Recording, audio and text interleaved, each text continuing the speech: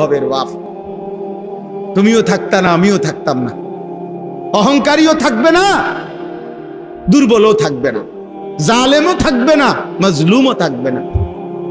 আমরা হুজুররাও চলে যাব, আপনারা সাধারণ জনগণও কবরে চলে যাবেন না? কেউই থাকবো না, কেউই না। অন্যদেরকে জায়গা দিয়া আমাগরে কবরে চলে যাইতে হবে, কবরে চলে যাইতে হবে। কিন্তু এই রাত, এই দিন, এই ঘন্টা, মিনিট, সেকেন্ডের খোদার কসম আর কোনোদিন আড়াল করা যাবে না। এর হিসাব দিতে, এই হিসাব আমাদেরকে দিতেই হবে। কোন শক্তি দিয়ে আমরা আল্লাহর দৃষ্টি, আল্লাহর নজর থেকে আড়াল হতে পারবো? ও আসিররু কওলাকুম আবিজহারু বিহি ইন্নাহু আলিমুম বিদাতিস সুদূর।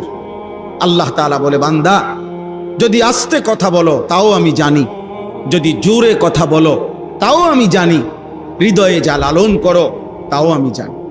প্রত্যেকটা নারী দেখলে, ছবি দেখলে, মোবাইলের অশ্লীল দৃশ্য দেখলে অন্তরের মধ্যে যা অনুভূত হয়, যা মন চায়, ওই নারীকে দেখে, ওই অশ্লীল ছবি দেখে খোদার কসম আল্লাহ বলে, বান্দা আমি জানি, আমি তার প্রতি ইঞ্চির, প্রতি সেকেন্ডের হিসাব নেব, তার জন্য আযাব নেব।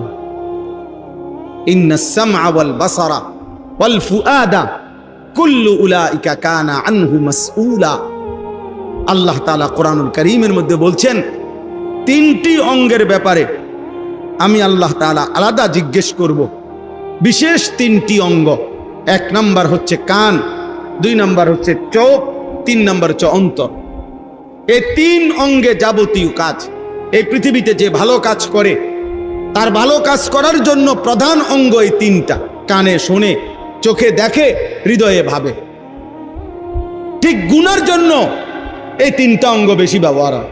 যে না একটা ছবি দেখে তো সে এখানকার আওয়াজগুলো কানে শুনে, চোখে দেখে, আর এই হারাম দৃশ্য নিয়ে অন্তরে কল্পনা করে,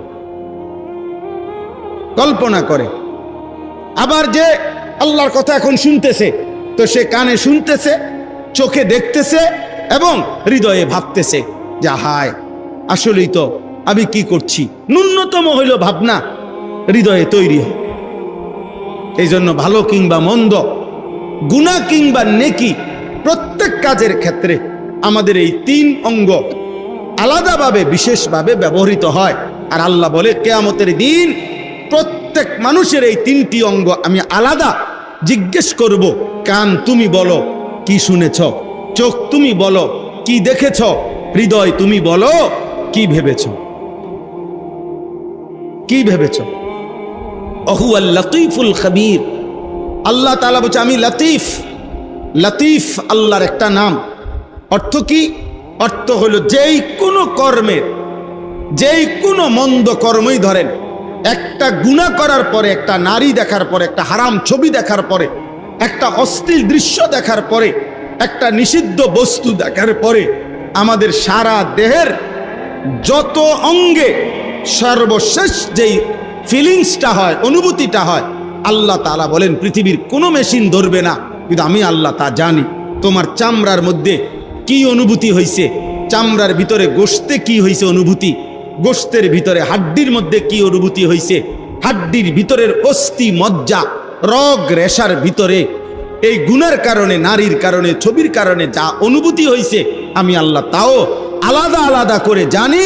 আলাদা আলাদা করে হিসাব তোমার সামনে কিয়ামতে আমি পেশ করব। আমি তোমারে দেখাই দেব বান্দা। ভাত খাওয়াই দেখে মনে করো বিরাট কিছু না, খানা আমি কুত্তারেও খাওয়াই। ঘুম পাড়াই দেখে মনে করো না আমি বিরাট কিছু দিয়ে রাখছি না, ঘুম আমি কুত্তার চোখেও দেই। পেশাব পায়খানা করো দেখে মনে করো দুনিয়া ভোগ করছো, না না, দুনিয়া তো আমি জানোয়ারকেও ভোগ করতে দিই। দুনিয়া কাউকে ভোগ করতে দিলে তো কিছু না, তেমন কিছু না। আল্লাহ তাআলা এই জমিন আমাদেরকে, আমাদের জন্য দিয়েছেন, তিনি দিয়েছেন, আল্লাহ তাআলাই দিয়েছেন।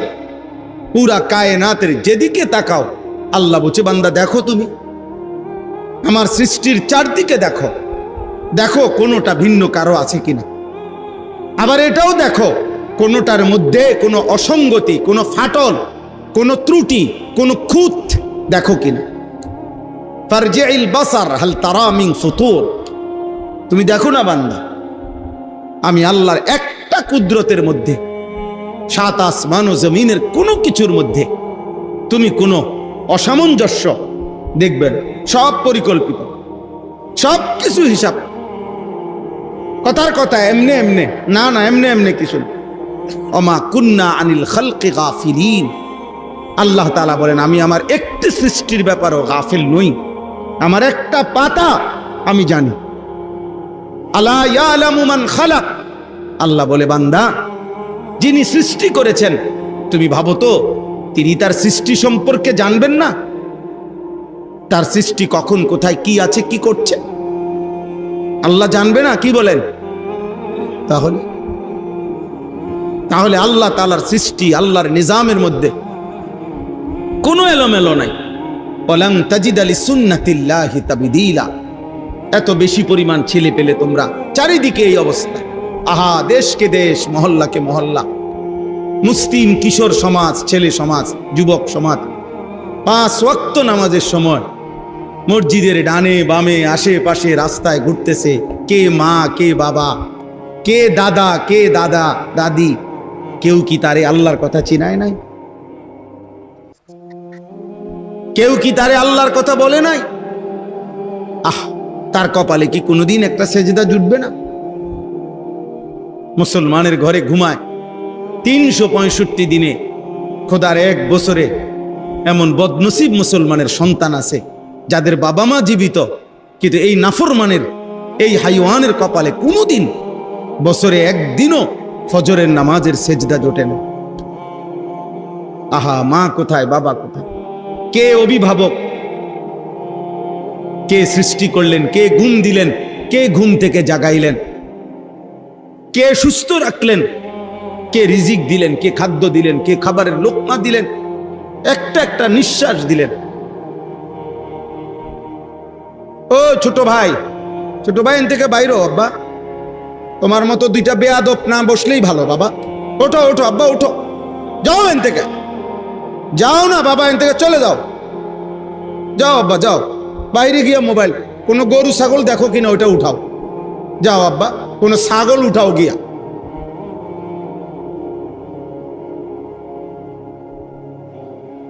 কত ছোট বয়স দেখেন, মায়া লাগা উচিত আমাদের। ভাইয়া তোমরা হাসি দিয়ে উড়াই দিও না। একটি জেনারেশন যখন গ্যাপ হয়ে যায়, পরবর্তী জেনারেশন আর আল্লাহ চিনে না,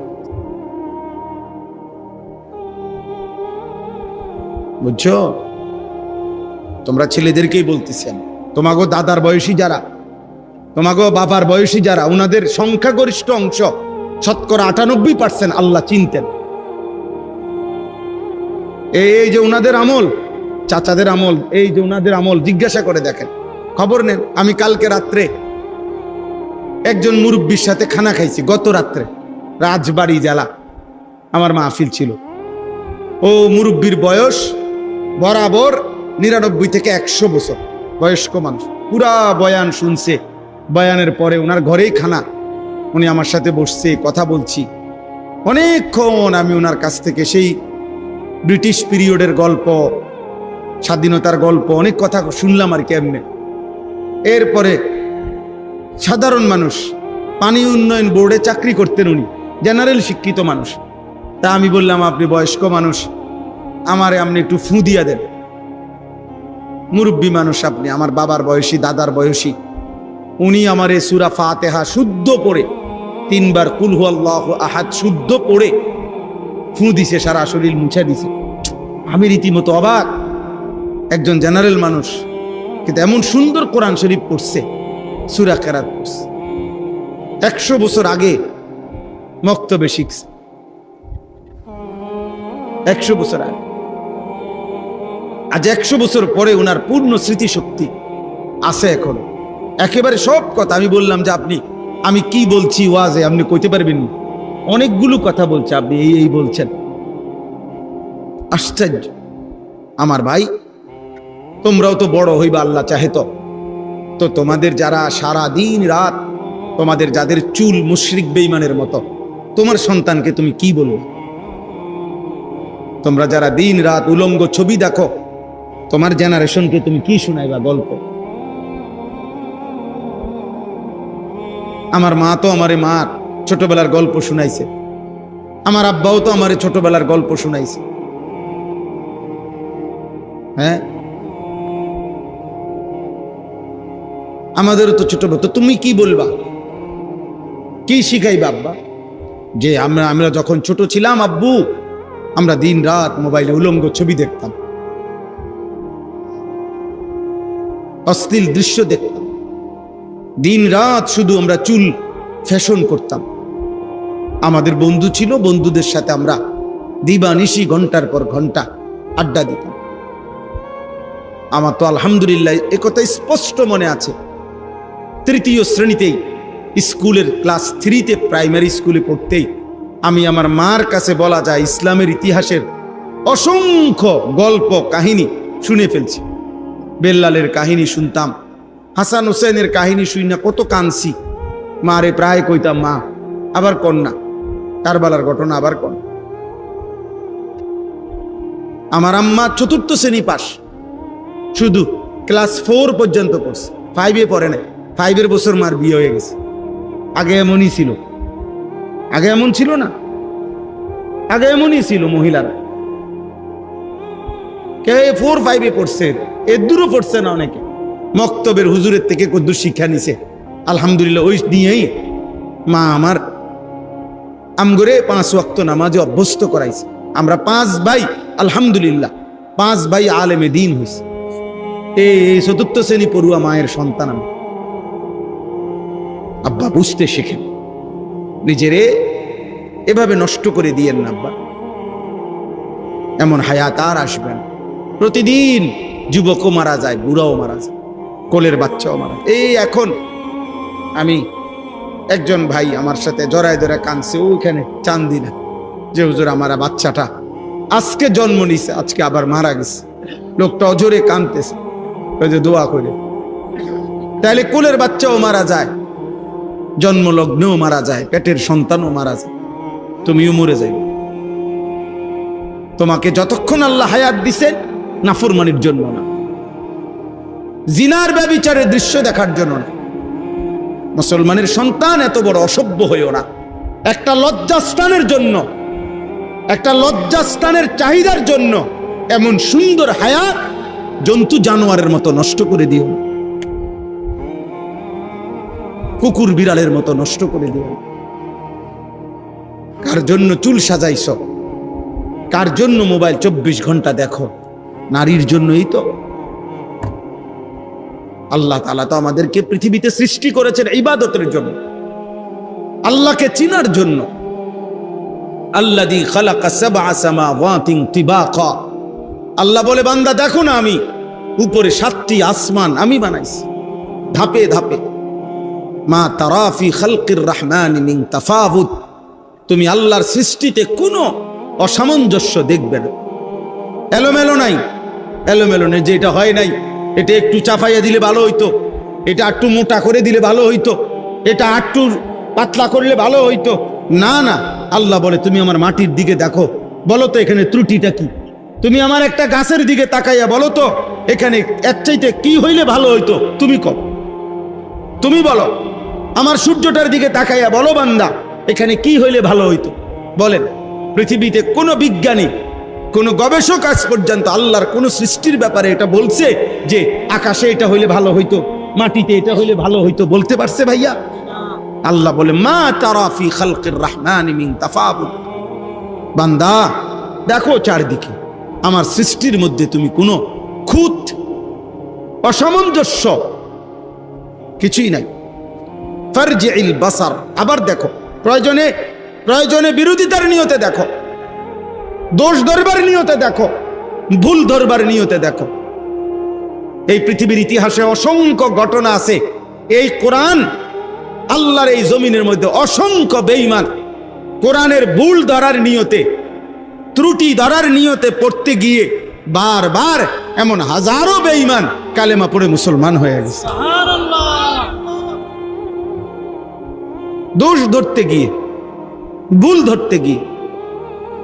মাওলানা সাহেব আমার আগে লম্বা সময় কোরআনুল কারীমের উপরে বয়ান করছে, আমি তো অনেকটা শুনছি। এজন্য আল্লাহ তাআলা বলছে তুমি দেখো বান্দা, চারিদিকে দেখো। আমি আপনাদের কাছে অনুরোধ করি, আপনারা বাবারা আছেন অল্প কয়েকজন, তোমরা কিশোর নওজোয়ান আছো ভাই, দোস্ত, একজন বক্তা হিসাবে না, এক ভাই হিসাবে বললাম, তোমাদের যাদের বয়স 16 বছর, তুমি আমার সন্তান, আমি বাপ হিসাবে বললাম, এমন সুন্দর হায়াত নষ্ট করে দিও না।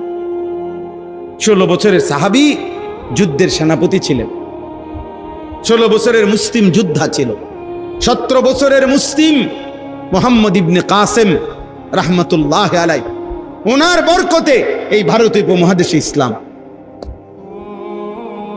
এই গোটা ভারতীয় উপমহাদেশ, আজকের এই ভারত, পাকিস্তান, বাংলাদেশ, এই ভারতীয় উপমহাদেশের মধ্যে ইসলামের প্রথম পতাকা যিনি উড়াইছেন তিনি হচ্ছেন মুহাম্মদ ইবনে কাসেম রাহমাতুল্লাহ আলাই। আরব থেকে যিনি আসছেন ভারতে, নদী পথে যিনি আসছেন, যুদ্ধ করছেন, মাত্র 17 বছরের যুবক।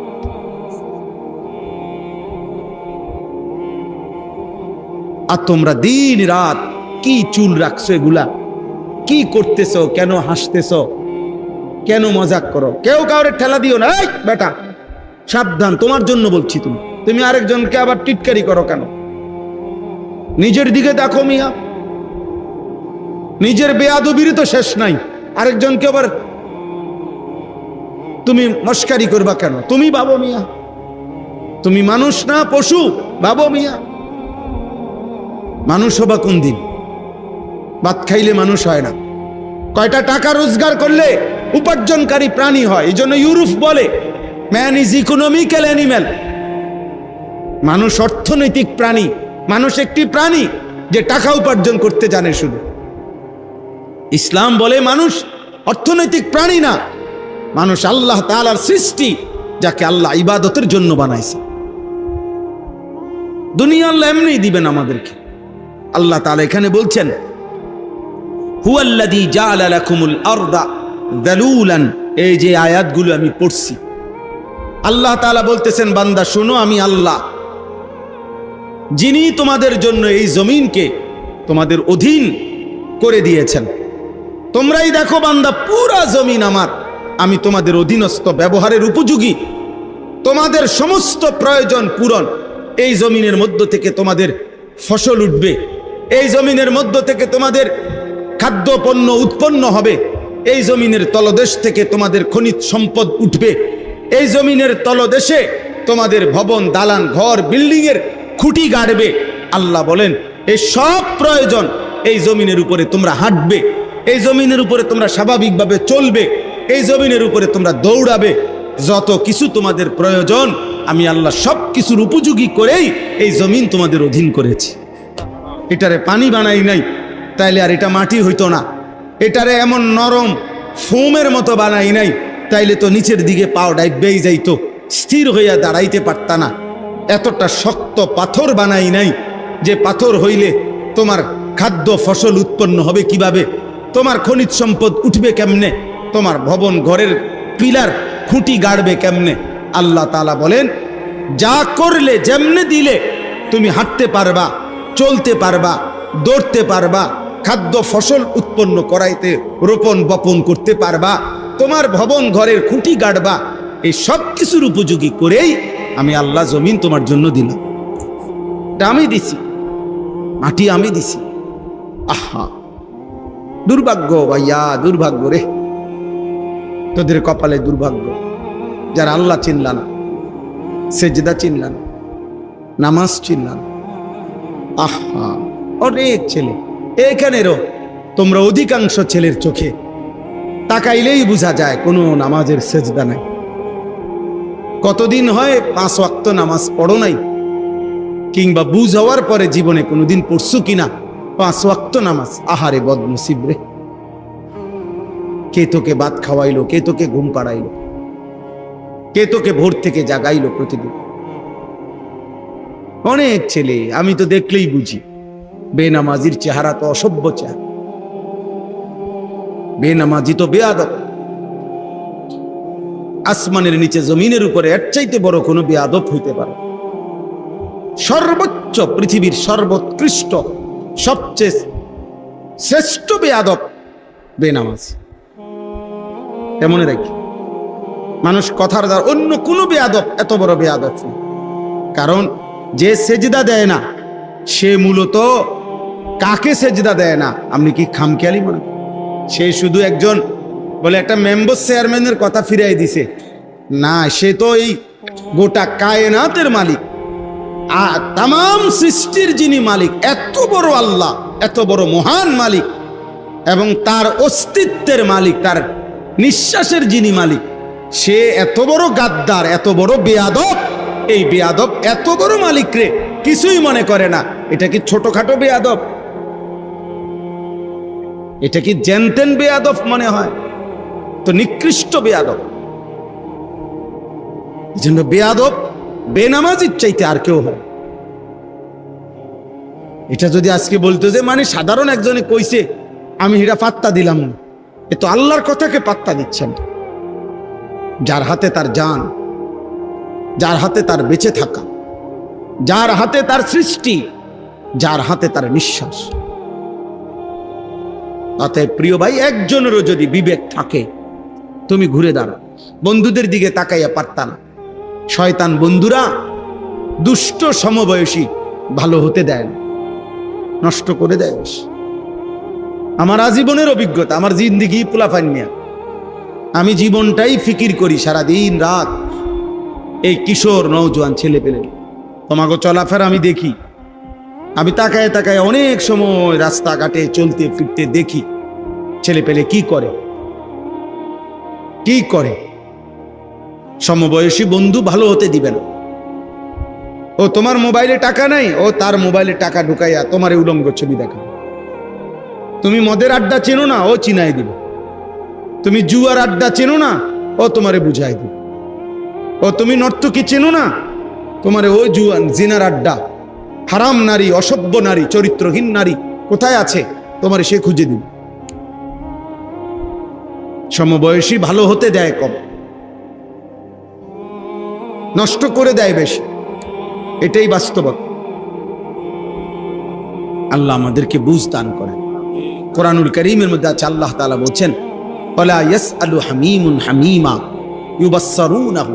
কিয়ামতের দিন সবচেয়ে ঘনিষ্ঠ বন্ধু নিজ চোখে বন্ধুকে দেখবে কিন্তু কিছুই জিজ্ঞেস করবে না। হামীমুন জিজ্ঞেস করবেন, কিছুই জিজ্ঞেস করবেন। আল্লাহ আমাদেরকে বুঝ দান করেন। তাইলে বলতেছিলাম